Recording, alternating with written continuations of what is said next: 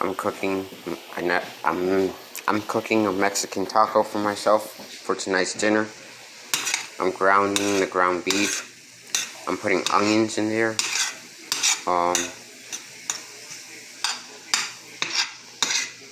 I put seasoning in there.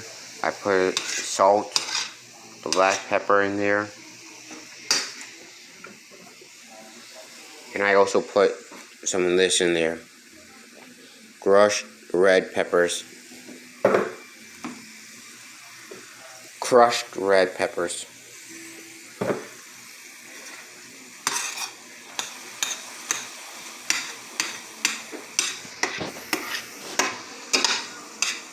I put some jalapenos in there.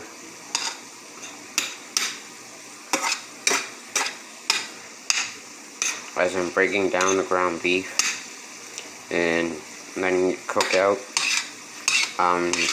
caramelizing the onions.